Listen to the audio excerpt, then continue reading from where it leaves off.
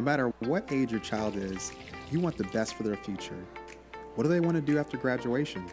What career path do they want to take? These questions can be overwhelming.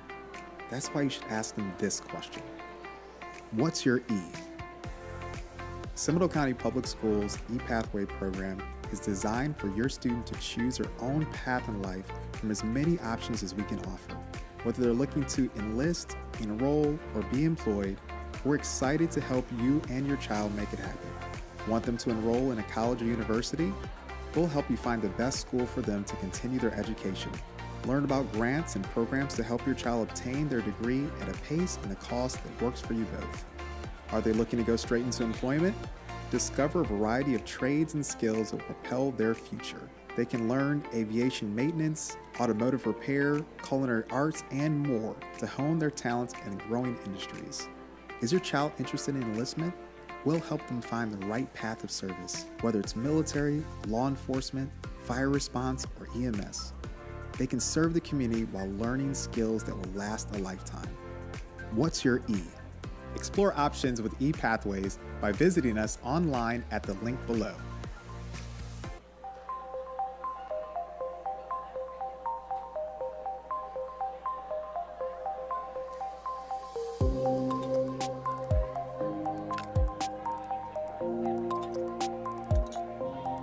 What inspired me to get into engineering was Lego. So I started as a kid, as most kids do, working with Legos and just kind of doing your own thing, building the Lego sets, and I would often take apart my Lego sets, mix them together, and build something completely new. Then in about 4th grade, I was introduced to Lego robotics, which is where you have a actual robot that you could program, and you start with this brick, and that would feed information to Lego motors, and it would all communicate as a system, and you could do a lot of really cool robotic tasks with that. And that was really the start of me looking into engineering. The engineering I'm looking to pursue at first is mechanical engineering. This is what I'm going to go to UCF for, and this is going to be the start of my career. A mechanical engineer can really do anything. They work with a lot of thermodynamics and a lot of vibrations and really just anything that moves. So a lot of fields use mechanical engineering. I want to go past that and specialize into biomedical engineering, which is more along the lines of surgical robotics and medical machinery.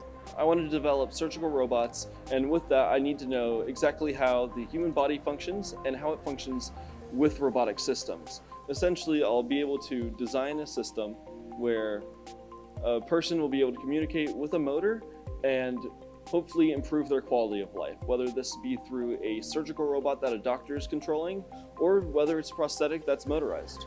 I taught Josh his freshman year. He was so good with that inventor material. He picked up on it very quickly.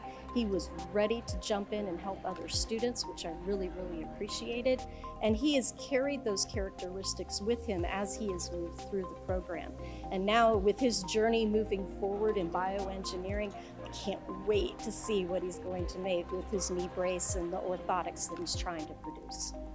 The current prosthetic I'm looking at developing is a load-bearing knee brace in which I'm going to take a motor or servo and attach that to the knee, which will enable a person to be able to push past what their muscles currently are able to do, whether that be because of muscle fatigue or osteoarthritis in the kneecap where they're not able to put a lot of pressure on their knee. Current knee braces really only work when walking. There's still a lot of pain when there's extra forces being applied to the knee, such as walking upstairs or standing up from sitting down. Things you and I normally don't think about, but for someone that has severe arthritis in their knee, this is hugely painful. The strongest advantages of project-based learning, that hands-on experience that allows you to manipulate that material, really solidifies in the brain exactly how those things work.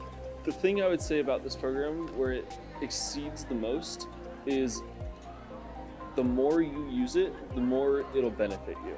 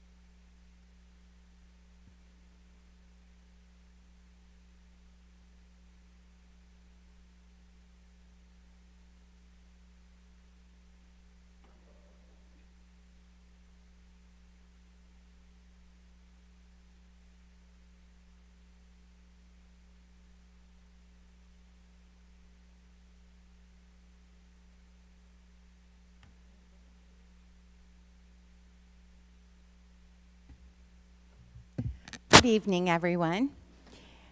I'd like to call to order the August 19th, 2025 school board meeting. This evening, Member Sanchez has the invocation and pledge. Good evening, everyone. As we embark on our second week of the school year, I would like to take a heartfelt thank you to all our families, staff, administrators, employees, and our community. As we had the privilege of doing our traditional waving and sending off our buses at 5:30 a.m. Monday and Tuesday of last week, we saw our transportation team working diligently and our drivers smiling as we waved them on to bring our special cargo to their schools. Our tradition of ringing our school bell was held at Seminole High School, and we had a special tour led by students through the corridor to our Academy of Health Careers, to our new edition of the SimRig, which is this simulation of an ambulance. As we then were paired up with different cabinet members, each school board member visited many different schools. I know they saw a lot of what I saw. The energy, the enthusiasm was inspiring across all the campuses. Our team of dedicated administrators, staff, teachers, support staff worked diligently on every detail to ensure that our schools were ready. To our families, thank you for your commitment and your partnership. We appreciate you. Your involvement and participation is vital for your students' success. We are blessed to have your students with us and your partnership. To our educators that have worked so tirelessly to prepare your classrooms, you have created engaging and innovative learning environments for all your students. We can see your passion and dedication, and it shows. Also, I don't want to leave out our phenomenal employees that we have here in this building at our Education Support Center and throughout our county. They work so hard with every school and all of our students.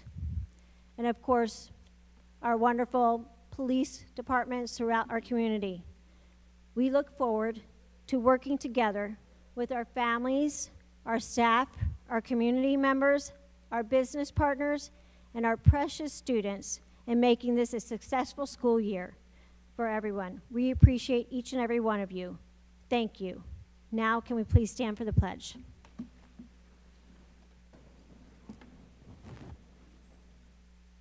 I pledge allegiance to the flag of the United States of America and to the republic for which it stands, one nation, under God, indivisible, with liberty and justice for all. Thank you. Thank you, Member Sanchez. Jill, do we have any acknowledgements this evening? Okay, thank you. Superintendent, do you have any agenda modifications? The addendum for good cause is marked on our electronic agenda by a green flag named addendum item. Thank you. Board members, the roll call order tonight is Vice Chair Garrick, Member Dellinger, Member Davis, Member Sanchez, and then myself. Let the record reflect Member Davis is on her way, was stuck in traffic, but Member Sanchez, Member Dellinger, Vice Chair Garrick, and myself are present, along with Attorney Cole Palmer, Superintendent Beeman, and our fabulous board clerk, Jill. School board members, do you have any agenda modifications? Vice Chair Garrick? No modifications, Chair. Thank you. Member Dellinger? None, thank you. Member Sanchez? No modifications? And I have none. Is there a motion to approve the agenda outline? So moved. And a second? Thank you. Member Vice Chair, okay. Is there any discussion regarding the agenda? All in favor, please signify by saying aye. Aye. Aye. Any opposed? Motion passes. Superintendent, do we have presentations this evening? Yes, we do. We will start with our Veteran of the Month, Mr. Betancourt, who will be introduced by our Assistant Director in Transportation, Ms. Joyce Moore. Thank you. Board members, will you join me?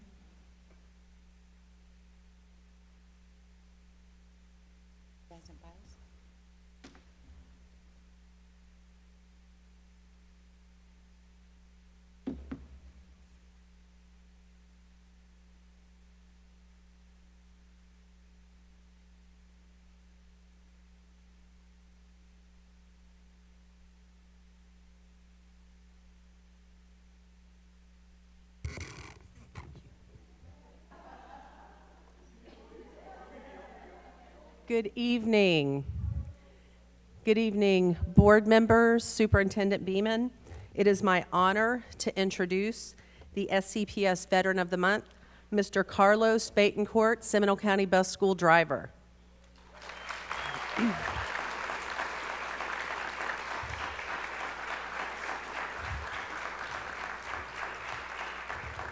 Carlos served honorably in the United States Army for a total of 10 years, completing 4 years of active duty and 6 years in the Army National Guard. During his military service, he held the critical role of 55 Bravo ammunition specialist, ensuring the safe handling, storage, and transportation of munitions essential to military operations. He was stationed at several key military installations, including Fort Dix, New Jersey, Redstone Arsenal, Alabama, and Munchweiler, Germany. His service included participation in Operation Urgent Fury in 1983 and U.S. Mission in Grenada, where American forces intervened to restore order and protect the U.S. citizens during a time of conflict. After completing his military service, Carlos continued his education to public service by joining SCPS as a bus driver. His commitment to professionalism and care for the safety of students have made him a highly respected member of the team. In recognition of his outstanding work, Carlos was proudly voted the 24-25 Employee of the Year for Transportation. Beyond his duties with the school district, Carlos also gives back to the community as a baseball umpire for high school and youth sports, promoting integrity, sportsmanship, and mentorship among youth athletes. Congratulations and thank you, Carlos Betancourt, for your service to our nation and for your continued dedication to the students, families, and community of Seminole County.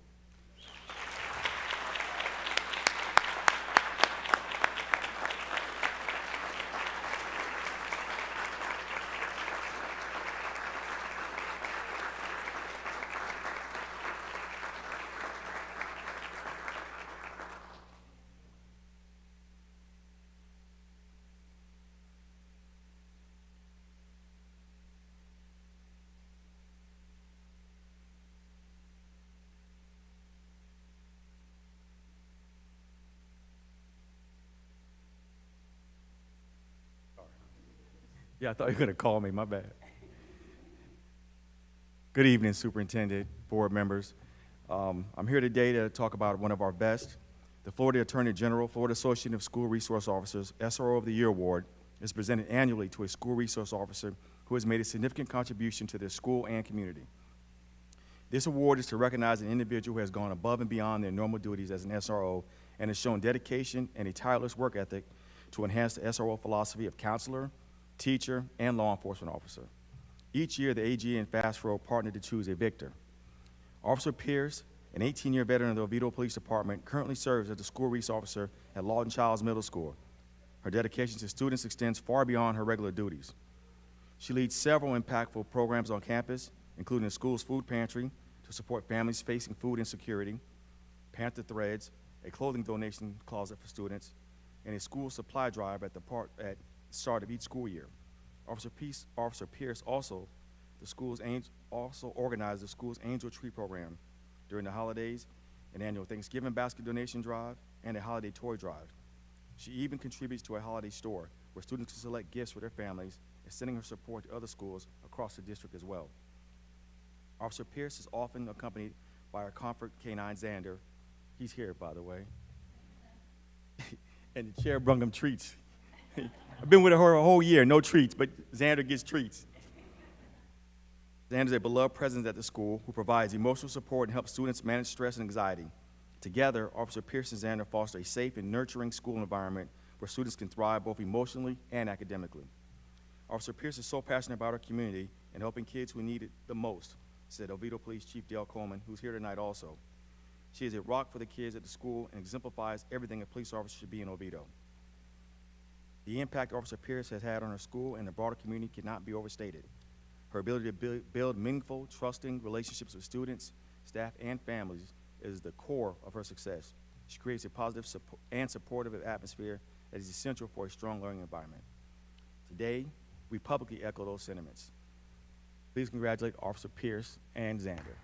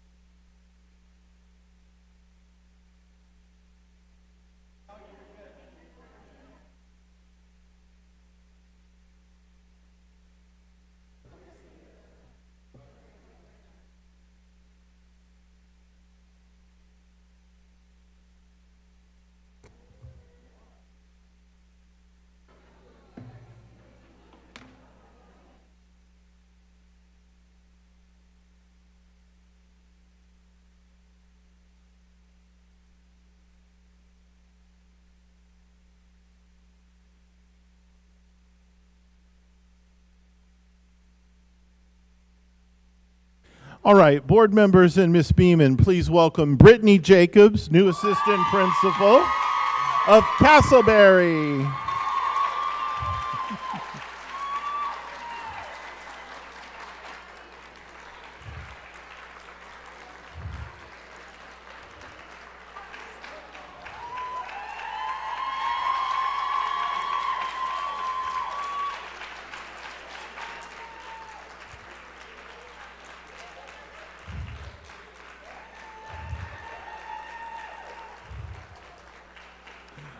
All right. Miss Jacobs is a product of the Seminole County Public Schools and a graduate of Lake Brantley High School. She began her teaching career in Orange County and then returned to Seminole County to serve as a reading coach and SAM at Castleberry Elementary. She received her master's degree in Ed Leadership from UCF in 2021. Family members in attendance tonight, and they can come up as we call them. Husband Jordan, sons Grayson and Gavin. Parents Jacqueline and Bill, mother-in-law Candace, as well supporting her is this very small group from Castleberry Elementary, and Principal Patricia May.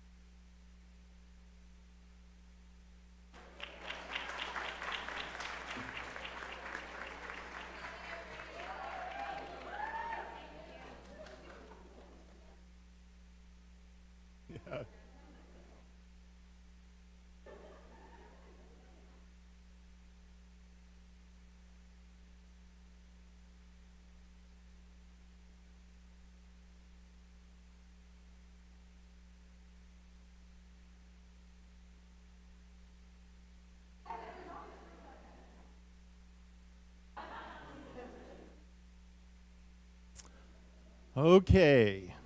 Board members and Ms. Beeman, please welcome the new principal of Geneva Elementary, Dr. Keith Erickson.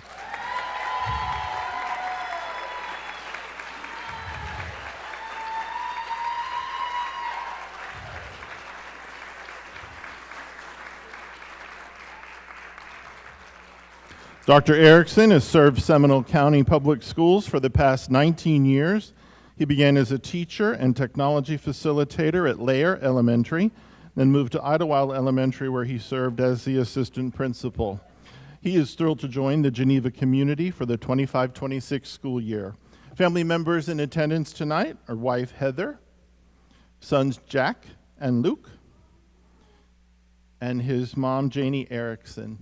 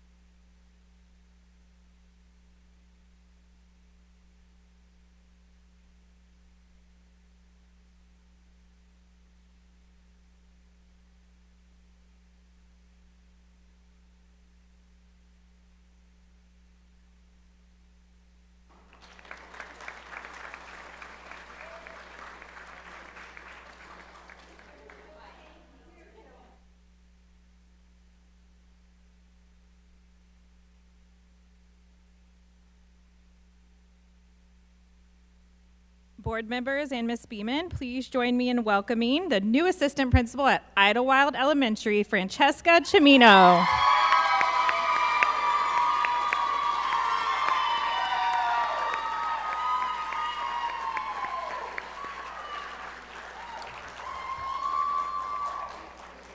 Francesca began her teaching career in 2013 and joined the SCPS family in 2014. She spent 8 years as a 5th grade math and science teacher at Evans Elementary before transitioning into the role of math instructional coach in 2022.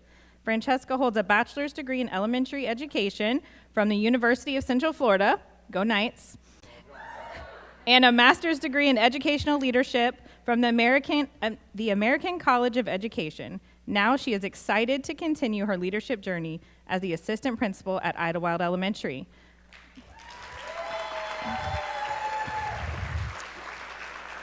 Family members in attendance tonight, Nancy Cimino, mom, and Joseph Cimino, dad. Congratulations.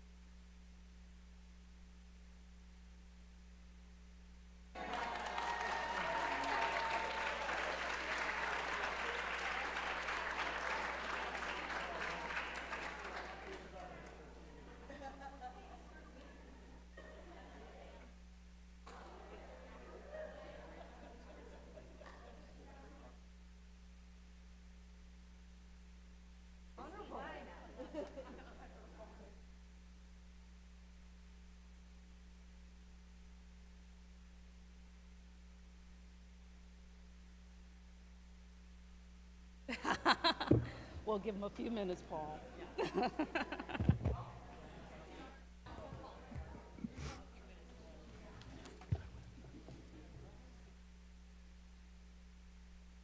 Are you introducing? I will, yes.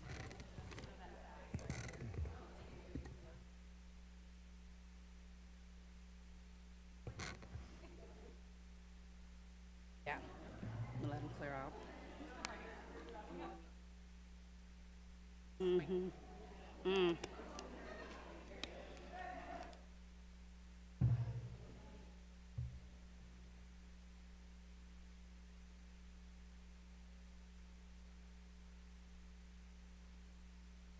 I love it.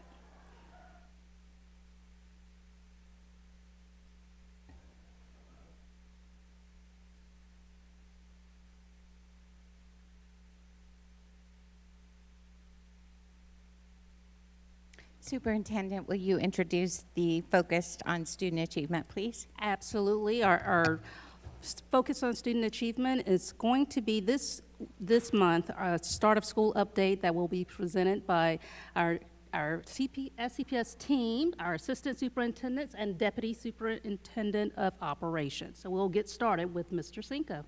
Okay. Ms. Lambert and I will be sharing the elementary updates. So the school year began very smoothly across all of our elementary campuses.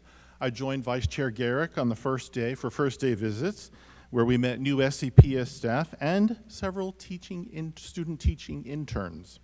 I've since visited multiple schools and many classrooms, and students and teachers are establishing routines. I've seen them engaging in small group instruction, beginning U-Fly lessons, and it's just been a very strong and positive start for our students and teachers. I do want to shout out to our school teams and our facilities department for how great our schools look. Vice Chair Garrick and I were noticing that as we went around on that very first day. Also, I want to mention that Lake Mary Elementary is celebrating their 100th birthday this year, and that will be on September 6th at the Lake Mary Farmers Market. Thank you. Thank you. Good evening. I had the pleasure of visiting Idlewild, Pinecrest, Spring Lake, and Wicklow with Member Davis on the first day of school, including several of our VPK classes. I truly enjoyed our visiting schools together. Member Davis was fully engaged with all the students in all the classrooms, and she did not want to leave. She wanted to stay there all day, right? But we had a schedule to follow, but it was a joy and a pleasure, so thank you, Member Davis. Later in the week, I visited Sterling Park, the Early Learning Center, and circled back to my schools for leadership team meetings. I'm also excited to share that VPK enrollment is higher than it was last year.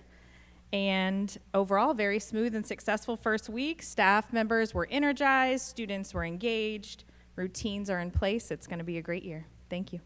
Thank you. Good evening. Good evening. Over the first 3 days of the new school year, I was able to visit all 12 middle schools. It was exciting to see a smooth start to this new school year. Across campuses, we saw warm welcomes everywhere. School and district staff were stationed throughout the buildings and on the car ramps and on the bus ramps, greeting our students, helping with directions, and especially helping our sixth graders transition into their new environments. Throughout the classrooms, we were able to see teachers focus on building community and connection very early in this school year. Some of my highlights include a first day visit with Superintendent Beeman and Chair Krause on the first day at Greenwood Lakes to welcome our newest principal, Ms. Yashika Mims, who's already off to doing a great job. On day 2, Dr. Dillinger joined me on visits to Jackson Heights Middle School and South Seminole Academy, where we were able to greet returning staff and meet new members to our middle school team. We were also able to visit some of the remodeled spaces at the new Academy of Career Exploration. We were also able to join their house system. We both selected House Valor as a part of their new house system, which is just exciting to see as it grows throughout the school year. And so overall it was a great and positive start to the year, and we want to, I want to personally thank the school leadership teams, teachers, support staff, and district staff for everything that they've done to make it a successful first week of school. Thank you. All right, good evening. I too visited all the schools, all 9 high schools in the first 2 days of the school year. A lot of great things happening, as everyone has said. Very smooth start and very calm start on our campuses. I tried to make a point to visit all of our counseling teams and to go in their offices and welcome them back and hear about a lot of the great strategies that they had this year to ensure that our students were in the right classes on day 1, and changes including having office hours during pre-planned week where parents and students could come in and meet with the counselor and make sure everything was set, to setting some expectations up front for what entails a schedule change. Everything was just really, really smooth, and I think it goes to say that it was because of some of those practices. Got to see some of the new programs as we went to Winter Springs High School and saw the new Fire Academy, the Bear Brigade. We also went, while we were there, into the program of emphasis for the renewable energy, and the teacher walks in first minute of that class and had a jug of water, and he said, I just went out to the retention pond and I just collected this nasty water. It was green and had a bunch of stuff in it, and he said, your job right now, day 1, remember this first 5 minutes of class, is to figure out how to pasteurize this water so you can drink it. And so they went into groups real quick and were engaged right away. So a lot of situations, a lot of visits had those kind of experiences happening in their classrooms. So very proud of our principals. A lot of great work last year that led to big growth, especially Seminole High School going from a C to a B and almost getting to that A. And it's a lot of the great work of the teachers and the principals that got them there. So excited for the year. Thank you. Thank you. So great start to the school year for our ESE students and teachers. It really began during pre-planning week with a wide variety of professional development opportunities, both for teachers that serve in separate school and classroom settings and for our support facilitators. We wouldn't have been possible without the close collaboration of our Department of Teaching and Learning. These trainings focus both on content knowledge and best practice teaching strategies to support these learners so that all of our teachers felt well prepared to welcome and support our students from the first day of school. So that was fantastic. And so as we visited campuses, we saw students engaged, learning alongside their peers from the first day of school in some really high quality instruction, which was great to see. But not only did we see students in their schools, we saw them out in the community the first week. So as you know, all of our high schools participate in community work-based learning experiences. And big shout out to transportation for working with us closely to have those routes ready to go from the first day of school. So our students were at hospitals, hotels, grocery stores, restaurants, all sorts of fabulous businesses, preparing them for life beyond high school. So really great to see them. We're looking forward to another great year in ESE. Thank you.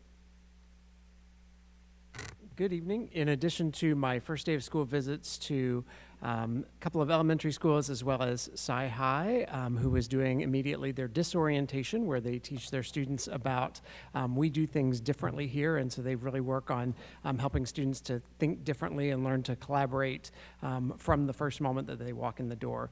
Also went over to virtual school, met with the team over there. At that point, probably about 9 a.m. on the first day of school, they had all but 13 of their full-time enrolled students who had started a class.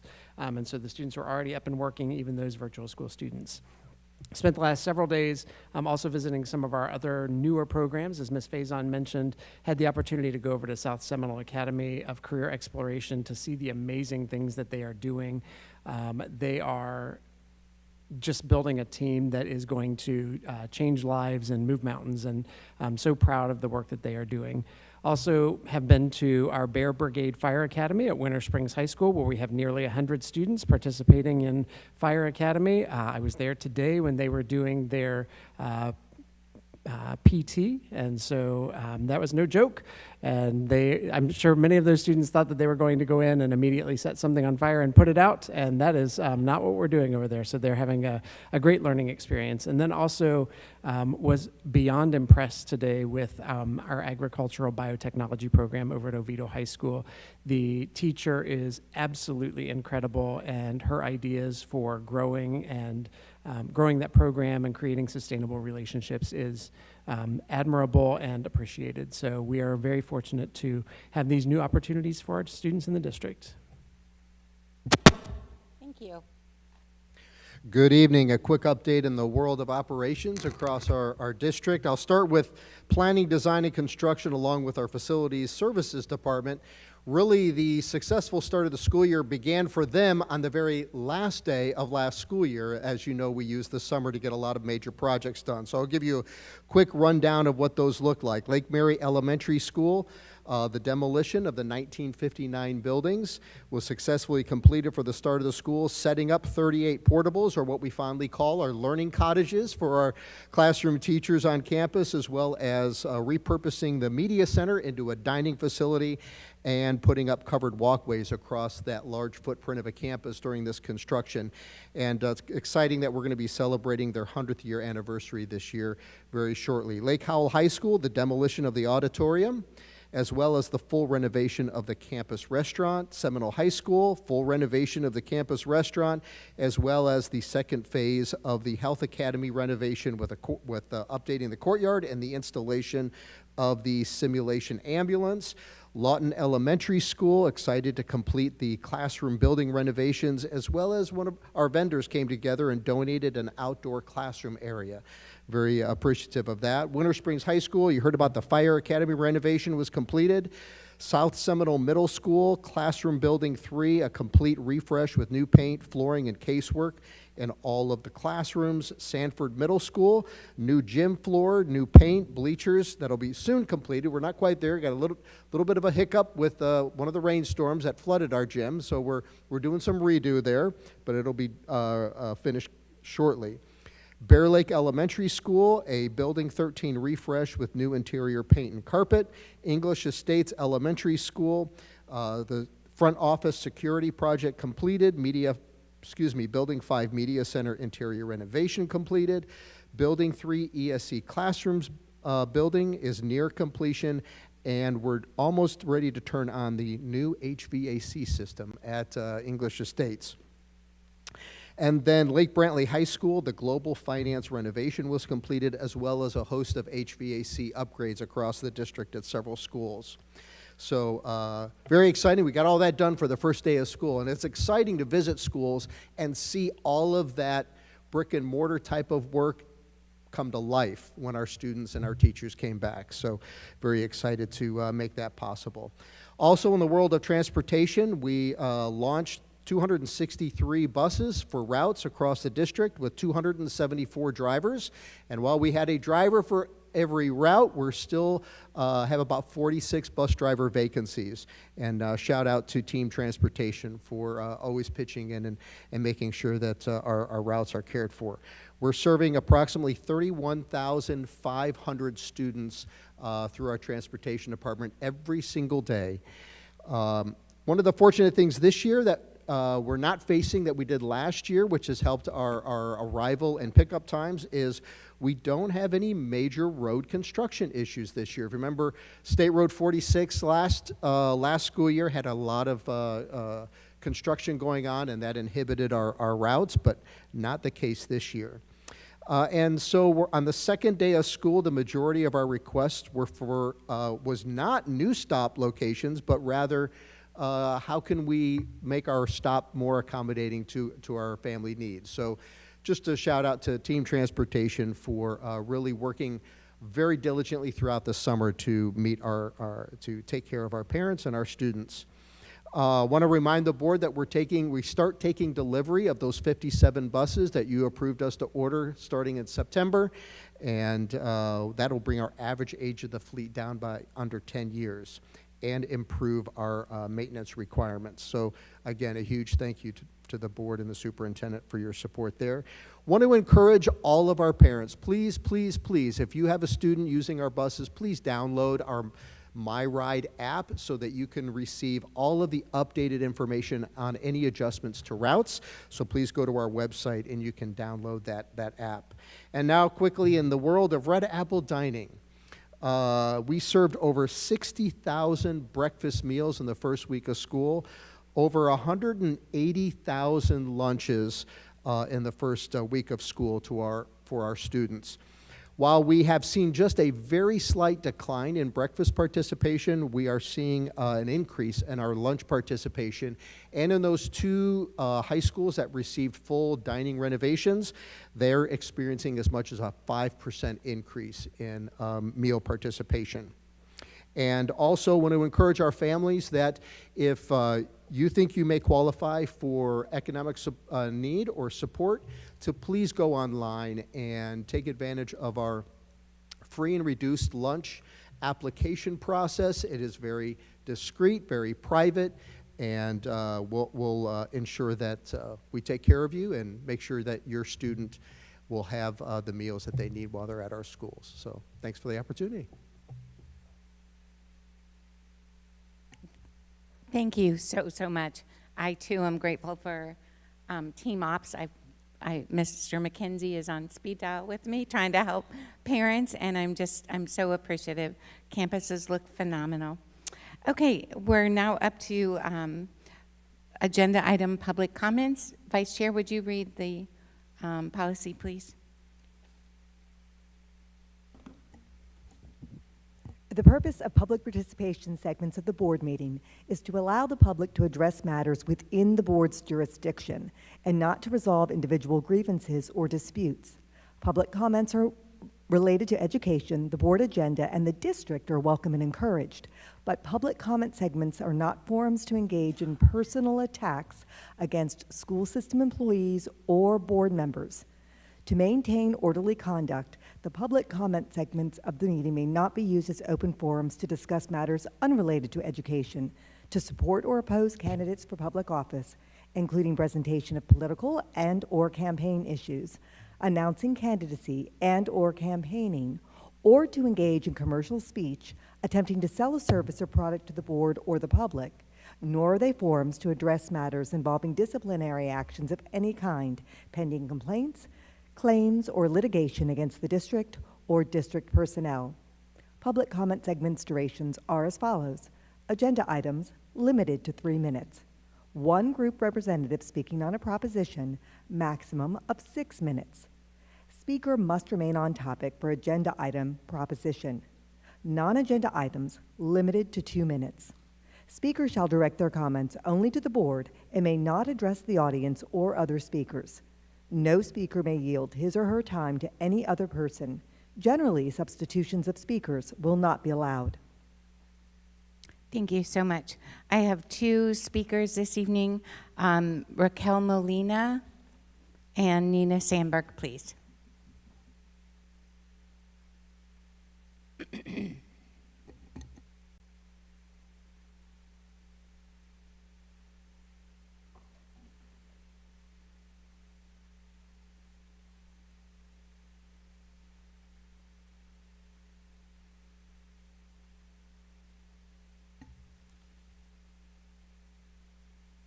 Good evening.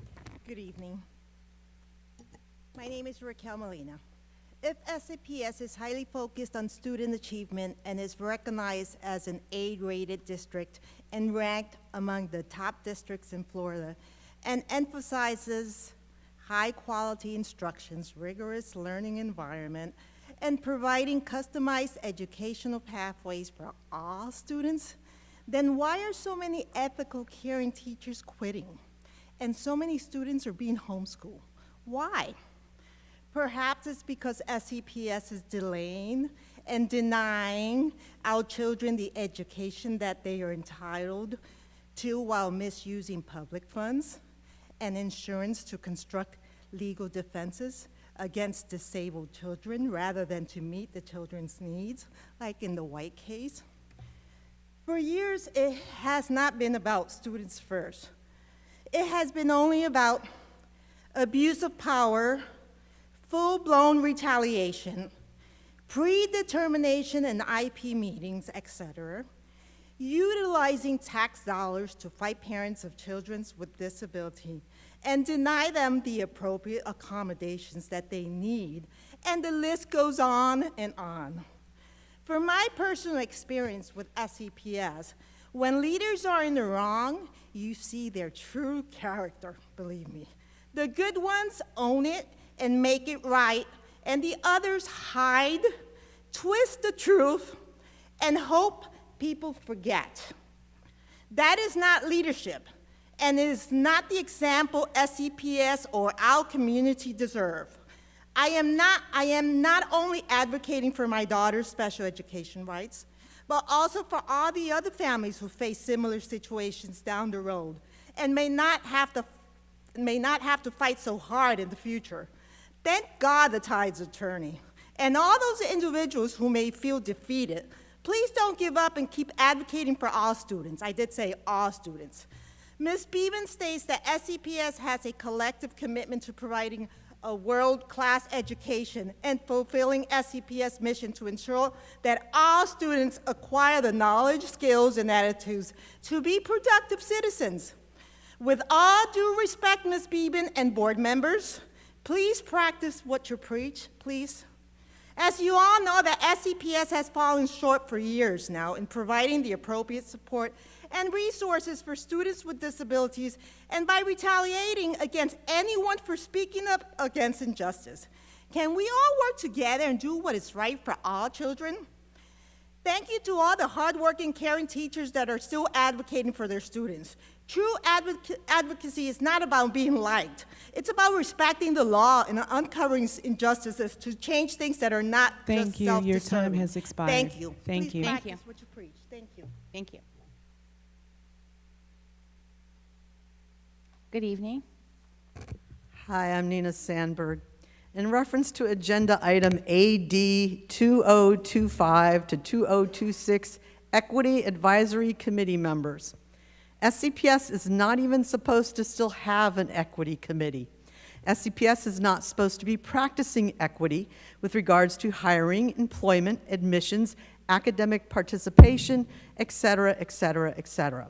SCPS is supposed to be practicing civil rights and equal rights. Equity, diversity, and inclusion is not equality.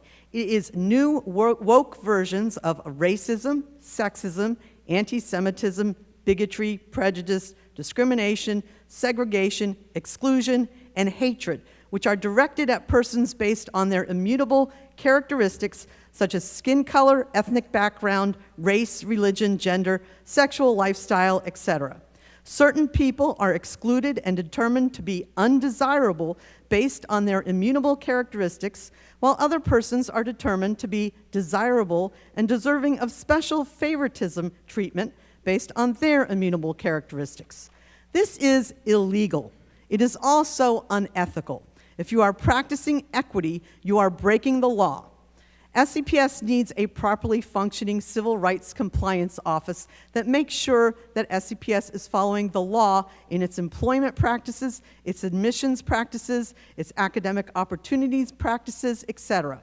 SCPS needs to provide a free, appropriate public school education to all students, including students with disabilities. Retaliation is also a violation of civil rights laws and should not ever be allowed. Basically, you need to throw equity out of the window. You need to go back to civil rights. You need to be following all of these civil rights laws that Dr. Martin Luther King helped to pass and that people worked so hard to pass to the letter. And this whole woke business of equity needs to be thrown in the garbage. It is a new version of discrimination. It's a new version of segregation, bigotry. It's all it is, and I've told you this many, many times, instead of Archie Bunker, it is George Jefferson. All you did was trade in Archie Bunker for George Jefferson. They are the same person. It is the same character. You were supposed to get that when you were watching that show when you were little. It's the same character. Thank you. Thank you. That's all the agenda public comments that I have. It's now time for board items for discussion. Vice Chair Garrick, I'll start with you. And these are our general comments, correct, Chair? Excellent. So I'd like to start off with the state of our schools, which was simply fabulous. Of course, I'd like to thank all of the district personnel that had a hand in putting it together, our superintendent who did a phenomenal job sharing all of the hard work and data that we had to share with the public. I would like to thank the people outside of our school that made this possible. Our Seminole County Chamber, Duke Energy, Advent Health, Cool Today, City of Sanford, AT&T, and Fairwinds. It is because of their generosity that we were able to host this event. And I'd also like to recognize the support of our business community and the leaders who came to the sold-out event. And they understand that our public schools are not only the key driver to our region, strengthening their ability to recruit top talent who have or will have children, but we are also preparing the future workforce of Seminole County for in-demand jobs like HVAC, nursing, automotive, and 50-plus other technical careers immediately after high school. And our AP pass rates that are higher than state, national, and global pass rates make it possible for our schools, for our students to that want to attend college to be absolutely competitive and make their dreams come true. And so with that, I would like to say thank you again to the superintendent and to our communications team and everyone here at the district that had a part in this year's State of Our Schools. I also attended the New Educator Conference with many of you, which was a great way to introduce our new educators to the district. One of the things that I actually got questioned by a community member was why they were seeing so many public pleas from new teachers for equipment, and I just wanted to share that our Tools for Seminole Schools is a great resource. Not only does it provide school supplies for our students, but also supplies for our teachers, staplers, pens, all of the things they need day to day, including books for their school libraries. And so I'd like to call out to the business community. It was mentioned during a meeting earlier this week that as many businesses are downsizing, some of that office equipment is getting given away to Goodwill or thrown in dumpsters. And so we have a need at Seminole County Schools. So if you'd like, please reach out to Tools for Seminole Schools, and they can put those items to use. And I said I'd limit it to 3.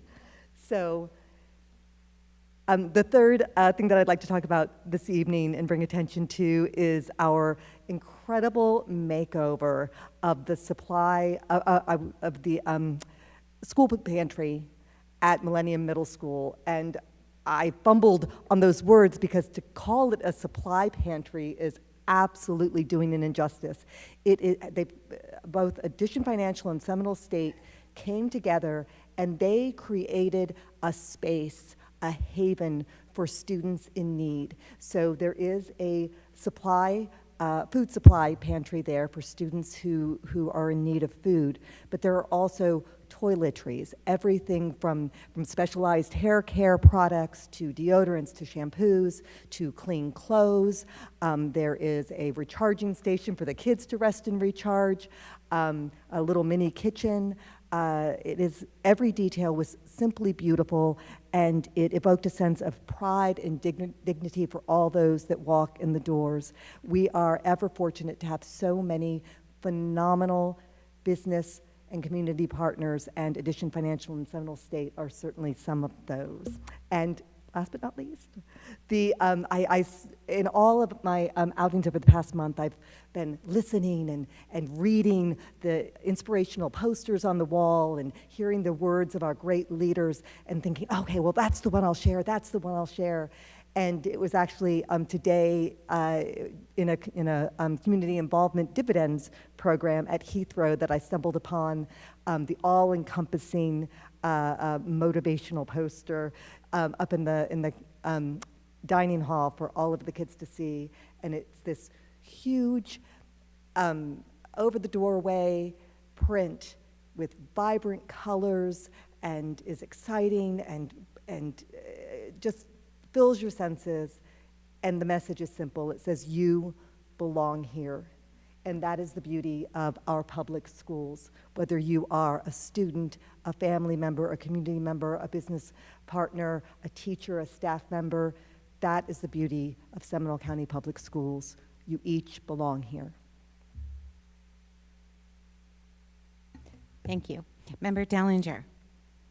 I'm sure you're going to hear some repeats because we all did a lot of the same things with the start of school. I would also like to congratulate Ms. Beeman and her team for the excellent presentation at the Seminole Chamber State of Our Schools. I heard lots of positive comments. It was jam-packed with people, and I really think that it is definitely reflective of the commitment and support from not only the business community, but also the county and the 7 municipalities. And they make up our county and they help us, and definitely are all on the same team. I had the opportunity to meet some new teachers at the New Educator Conference, and it's wonderful to see their enthusiasm and their excitement as they begin their careers. I sat in on one session of the social studies teachers, of course, to observe the training that they were doing and also the support that they get from our district staff and our coaches and our teaching and learning department. I did have an opportunity to attend a couple of back-to-school fairs, one at Westside Community Center with Ms. Garrick, and also the city of Longwood had an amazing back-to-school fair. They gave away over 400 backpacks. The students played games. The Longwood police were there. They had all kinds of inflatable games. They had giveaways. While I was there, they were doing some drawings, and kids won a laptop. A couple of them got bicycles. It was a very big community effort and a lot of fun, and I think just another demonstration of how many organizations and people in our municipalities support our students and our families. The first day of school was a wonderful day. I got talked into on 2 days, going to wave off the bus drivers, which I did too. And I have to say, it was a lot of fun, especially our music, thanks to, Marky Mark over there. And the bus drivers are just so amazing. And you can't help but smile and wave and thank them for what they do. The kids wouldn't be in school if it wasn't for them. I enjoyed my school visits. They were wonderful. I went to Altamont, Longwood, Lake Orienta, and Longwood, and truly enjoyed that as well. One thing I did want to ask is maybe at our next open discussion that we could maybe have a brief explanation or update about our new rules with student attendance letters and that whole new process. I was reading about it in some of the newsletters, and I think this sounds really interesting, and I just would like to maybe know a little bit more about it. Nothing like hugely in depth, but just maybe a little bit of an explanation. So I thought I would mention that right now. But the first week was great. Everybody kept saying it's so smooth. I mean, they're afraid to say that, but it was. And the kids were happy. The teachers were excited to be there. It was really a wonderful week. Thank you. Thank you very much. Okay, next up is Member Davis. Non-committee reports, please. Again, the state of the schools was excellent presentation by Ms. Beeman. It was very exciting to show off all of the things that our students have been achieving over the last school year. There were some things that she mentioned that we are still focusing on, and it was good to bring that out so we know where we need to still head, because we always want to improve. But it was great, and there were some parts in there where we got to hear from students themselves, so it was very exciting. As mentioned, the first day of school was exciting for all of us. It just going through and visiting all of the schools that we did, it was so great to see how excited the students were to be there. And the teachers were excited and very well prepared. We basically concentrated on some of our new teachers who are here in the district for the first time or are completely new to teaching. And the way they had their classrooms organized, the way they had those students following the rules from the very beginning, things were smooth. There were no kids who were acting out. Everybody was excited to learn the system, and everybody was excited to learn from the very first day. It wasn't just about procedures, but they were learning actual academic things from day one. And I'm so proud of our teachers for preparing those lesson plans for day one. I am excited for Ms. Beeman, her assistant superintendents, our other leaders here at the ESE building, and also out at the schools for the preparation that went into these first week of school. I didn't see any problems when I went into the schools with the principals dealing with last-minute chaotic things. Everything from the kids entering the building to the kids leaving the building was flawless. And I thank our leaders for that, because I know the assistant superintendents put a lot into discussions with our administrators of the school, our staff here in the ESE building, and also in the schools was unbelievable as well. The things that they have to do last minute went off smoothly as well. I also want to remind people that, our school is, the main purpose is to produce citizens who are well capable of living their lives as they choose, for being able to decide for themselves where they want to go when they get out of high school. And it's mostly academic, but it's also morale, it's behavior, it's social skills. And I think as a team, it is beyond reproach how Seminole County Public Schools does. I know for myself, I've been going through a lot as well. I had some major surgery over the summer, You know, and everyone here at the district, as well as out at the schools, is supportive of those things. So if you or your family or your student is going through something that we're not recognizing as academic or as behavior or as social skills, we want you to know that there's places here at Seminole County Public Schools to go for help and to go for support. And please utilize those avenues as well, because at Seminole County Public Schools, it's the whole person we're looking at. And that includes people in the community and parents and students and our staff. So there's no one that can't come here to get some assistance. Thank you. Thank you so much, Member Davis. That's an important reminder. Thanks for sharing. Member Sanchez. Yes, thank you for sharing that. I just wanted to add to the state of the schools. At the end of the program, which was phenomenal, by the way, everybody had a Connect with Us sheet, and on the back of it, it had information of different things that you could be involved with, and it had a QR code on there. It also will be going out to families, email, it will go out into the community, it'll go out all over. A lot of people that are having open houses right now, they'll be receiving it in that form. This QR code will ask questions, survey questions related to our schools. Please take the time to fill it out. You don't have to have a student in our school to fill it out. You could be alumni, you could be a grandparent, so on and so forth. So look for that, find it. They'll be out in different areas for you to fill out. I had the opportunity to go with Dr. Cody, Deputy Superintendent over there, to visit our schools. We had a blast. We asked to see a lot of new teachers, but we really didn't see very many new teachers. There weren't any.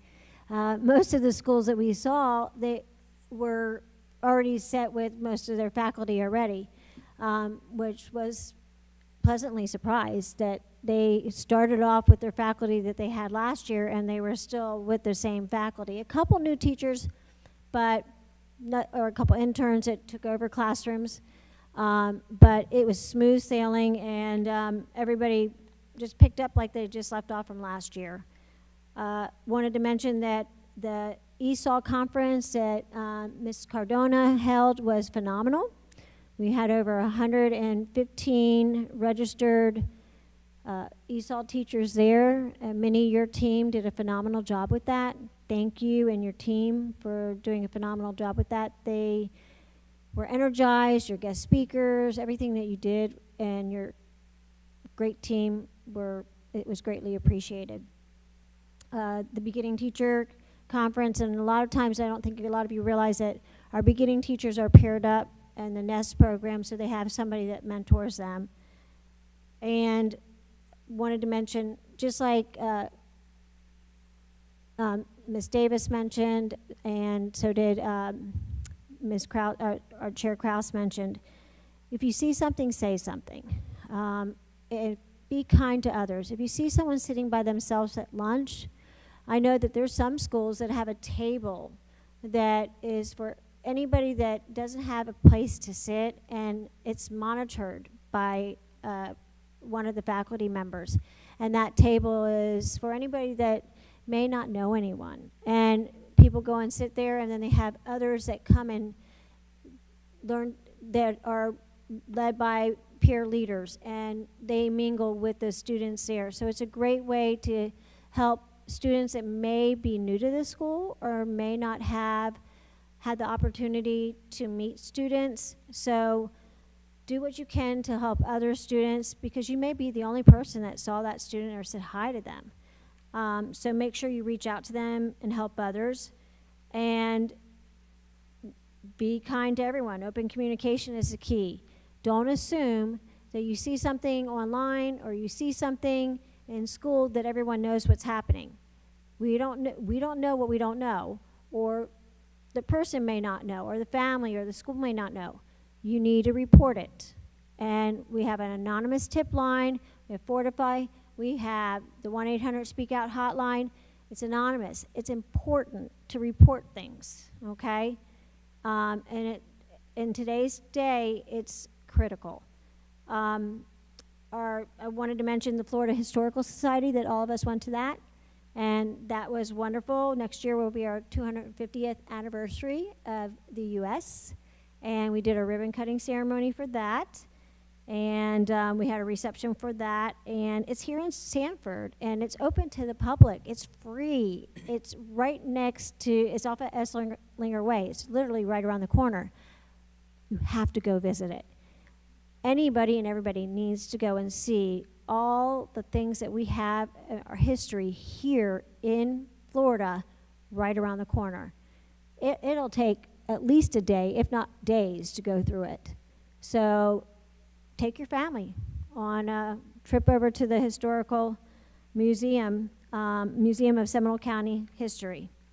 And that's all I have for my report for that. Thank you. Thank you so much.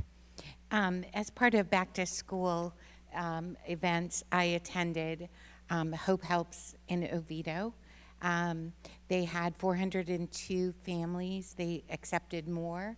The students were able to come in and pick out which backpack they want, and they went table to table to table, including socks, underwear, toiletries. And in addition, they also had a hearing and vision screening available to our families. And every year I'm so impressed. The community comes to support our kids. I also attended the Sikh Society, where we were given 400 plus backpacks filled that were donated to Tools for Schools, as well as the Central Florida Indian community. We all attended that event with their big drop-off there. Year after year, they support our kids, and we're so grateful for the partnerships. I just wanted to remind people that community involvement, each and every year you want to help in your student's classroom or school, please complete the dividend application. It's online. I know she's making her rounds. I asked her to send an email, Ms. Heinrichs, to send an email with all the dividend breakfasts and coffees and so forth. So look on the website for those if you'd like to help us. We appreciate that. Communications team shout out. The new hot off the press booklets are phenomenal. I think Print Solutions helped with that. That was a wonderful addition, and you can check them out. They're in the turnaround thing out front. Dr. Gard Harold is going to represent us at the State of Real Estate and have those available too to share with our community. So we're very excited about that. Several of the board members and I attended CalNO, and we got updates on Scout, which is the county's new transportation program. It will serve some of our students at very either no or low cost, getting to dual enrollment classes, whether it's at Seminole State or UCF. So I'm really excited about that opportunity. We're trying to prevent barriers from those students who want to do dual enrollment. At CalNO, they also did a presentation, Mr. Alan Harris, about hurricane preparedness and disaster, debris removal and all those kind of things. So it was very valuable, and I was glad that we were welcomed with warm arms for that. Okay, now moving on in the agenda. We're up to the consent agenda. Superintendent, do you have a recommendation? Yes, that the consent agenda be approved as presented. So moved. Second. Member Sanchez and Dellinger. Is there any discussion? All in favor, please signify by saying aye. Aye. Aye. Any opposed? Motion passes. No items removed for separate considerations. Superintendent, we didn't have discipline hearings, did we, this time? Good. No unfinished business. New business. Superintendent, do you have a monthly report? I do, board members, and it is in the book, included in the book, and you all have so thoroughly kind of shared all of the first week experiences along with the team, so that will conclude my report. Okay, thank you. It's now time for committee reports from the board. Vice Chair Garrick, do you have any comments? The District 5 Carrie Wiggins meeting, many of you attended. Dr. Dellinger and Ms. Sanchez were there, so it was a abbreviated meeting. I do want to thank Dr. Mullins was there to give an overview of what the happenings in Team Ops over the summer, letting folks know what kind of construction they should anticipate as the school year moved on. And then we had, as Dr. Dellinger said, just the phenomenal resource fair back in the gym at the Belma Williams Center. And I just want to thank all of our teams that came out. I know it was an incredibly busy time of year, but not only did the schools come out, we also had student support services there to answer questions for families, transportation, True Health came out, the health department. So just another phenomenal community resource. Then I sit on the programs committee for Tools for Seminole Schools. Shannon from the foundation said that she would send out the minutes.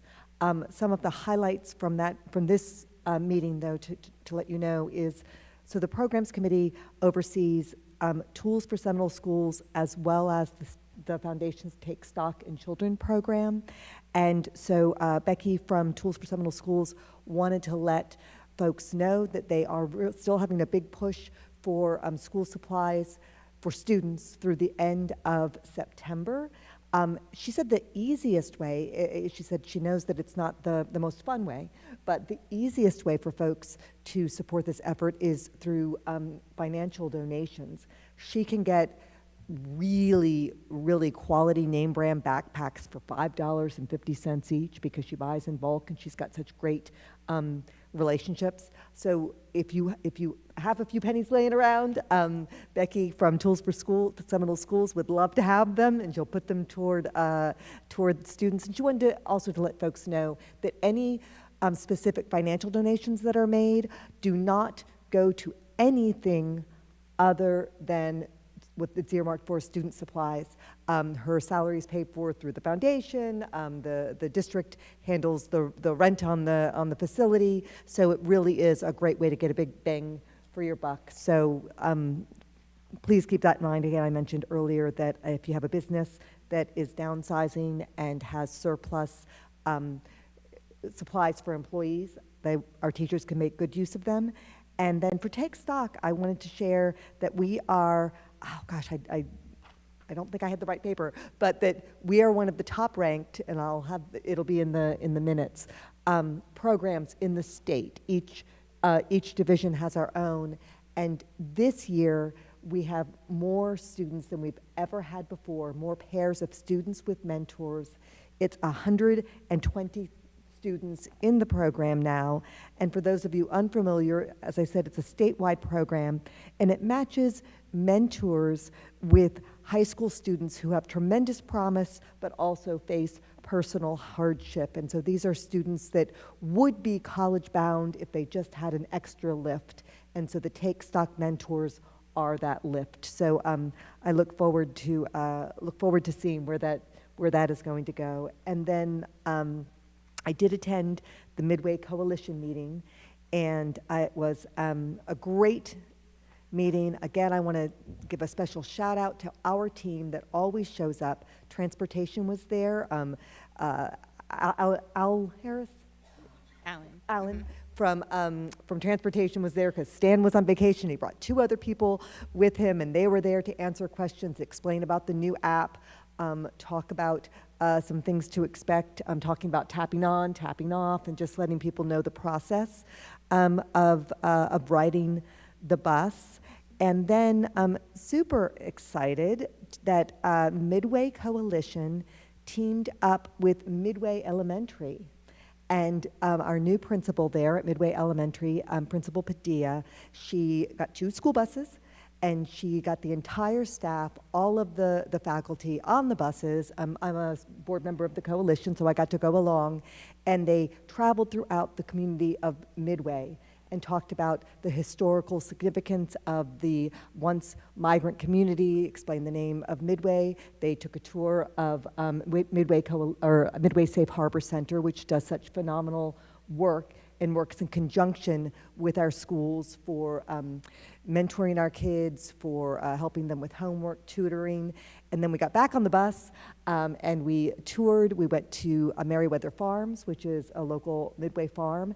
And then we ended the tour at the Indian Mound, which, if those of you who don't know, it's right along the St. John's as it comes into Lake Monroe. It's at the very edge of what is now considered Old Midway. And what was so amazing is all of the faculty and everyone got off the bus, and it was just the bus drivers. And I said, oh, thank you for taking us. And a bus driver had never been there before, and I said, oh, well, what area are you from? She said, here. And she said, I've been a bus driver over 20 years.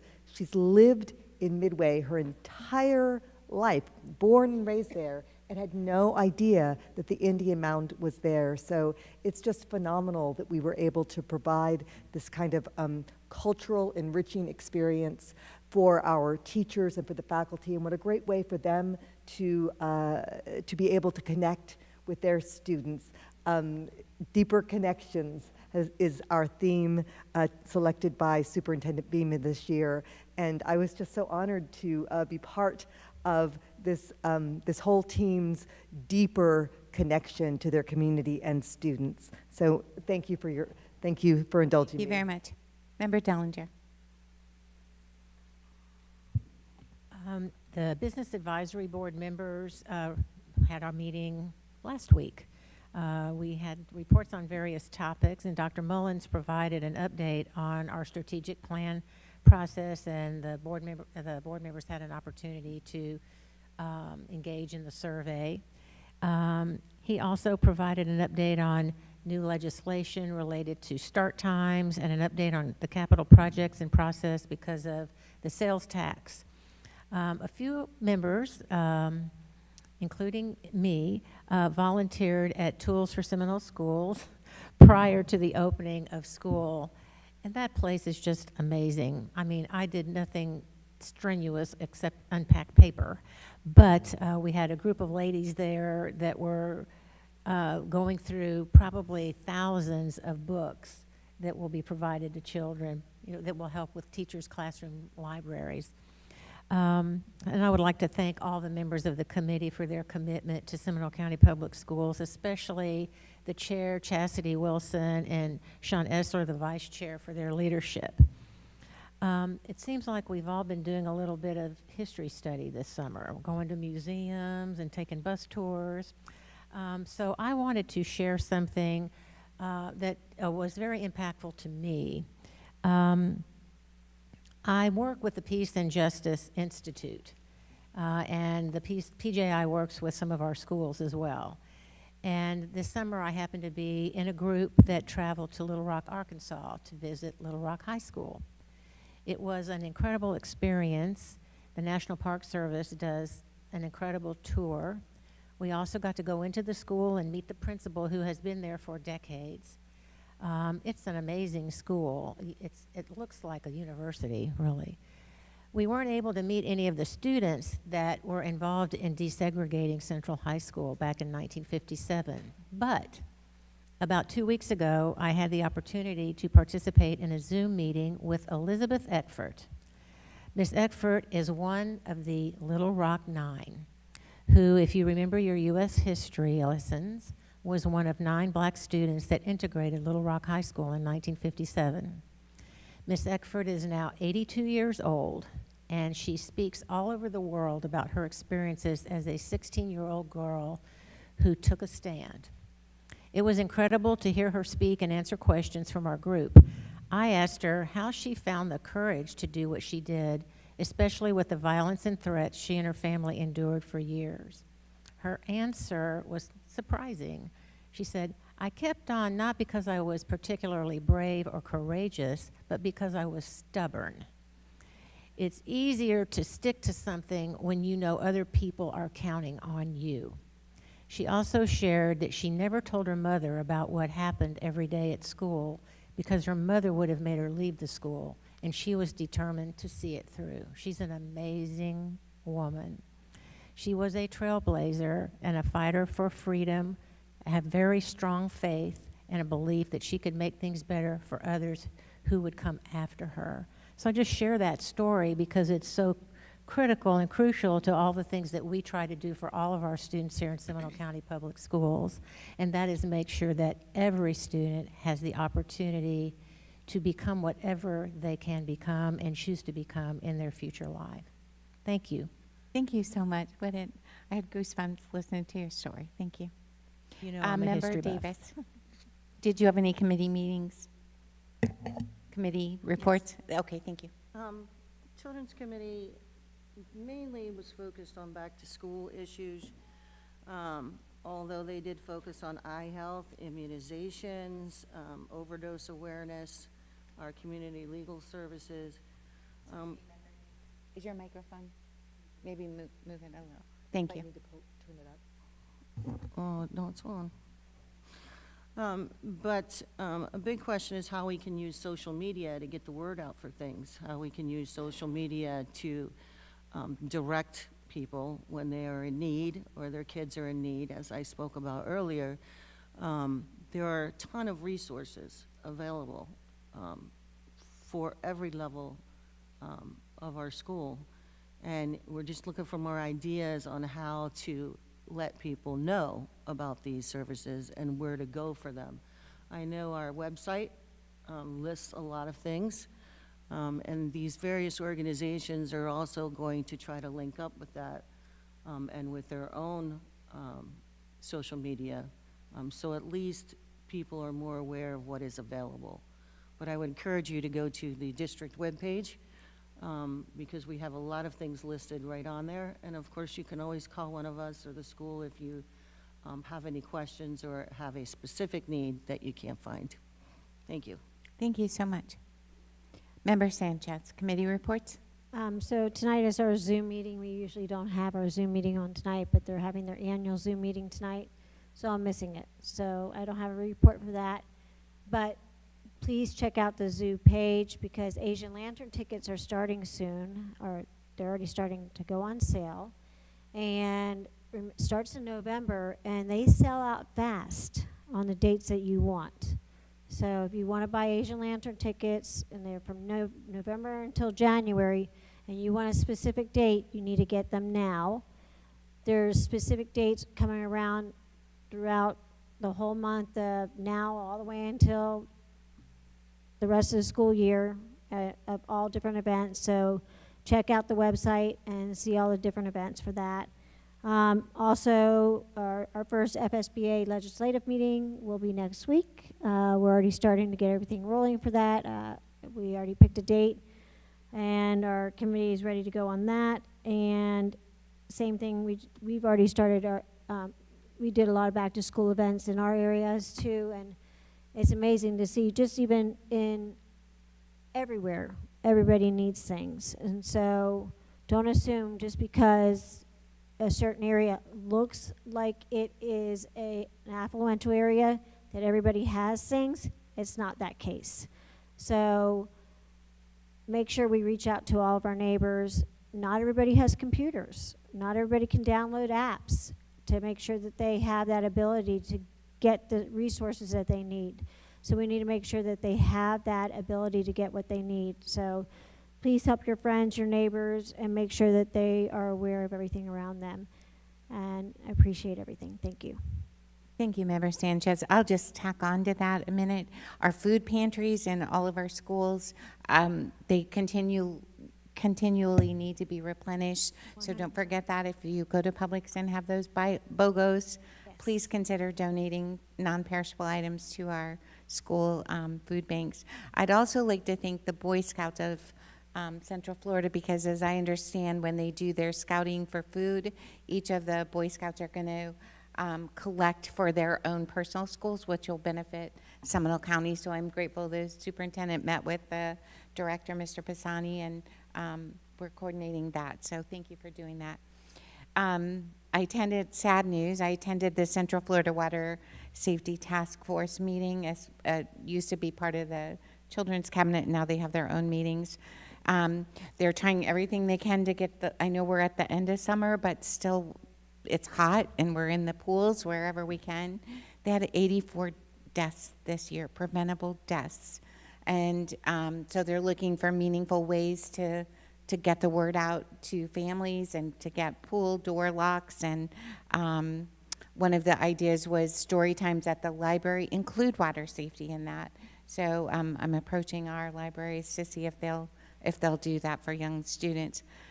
And finally, the superintendent and I attended Mayors and Managers today, and that is a group of mayors and managers from each of the 7 cities and the school district. And I will tell you, they were beyond complimentary to Seminole County Public Schools for the work that all of you do every day.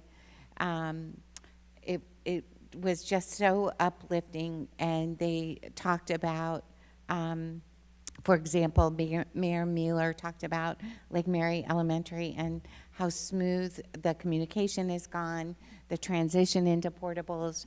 Our enrollment is higher than it was last year, right, at Lake Mary L. Every city complimented the school district, and while we take the credit, it's the team out here that deserves the credit. So thank you all for making such an impact. What we have in Seminole County is not present in every other county, and I do not take that for granted. We have a very friendly working relationship, so thank you for that. Before we move on to public comments, Ms. Cole-Palmer, I think you asked for just a moment to speak. Thank you, Madam Chair, board members, superintendent. I would actually just like to take a moment to request a closed litigation executive session on September 9th, 2025 at 3 p.m. This is for advice from the board regarding a pending workers' comp litigation, Schmidt versus Seminole County School Board, case number 0JCC 18-016-250 NPP. Also present at the litigation session will be outside counsel Kevin Murphy and the court reporter. Thank you. Thank you. And Jill, that's on our calendars, correct? Okay, thank you very much. Okay, it's now time for public comments, non-agenda items. My first speaker, I'm excited to hear from you, Bryant Ortiz. Topic, mission gratitude. I'm excited to hear about this. Followed by Andre Kloss, followed by Nina Sandberg. Good evening. All right. Good evening, Superintendent, members of the board. My name is Bryant Ortiz, and I was raised right here in Sanford, Florida. I'm a Seminole County resident and a very proud dad to a daughter that attends Seminole County Public School.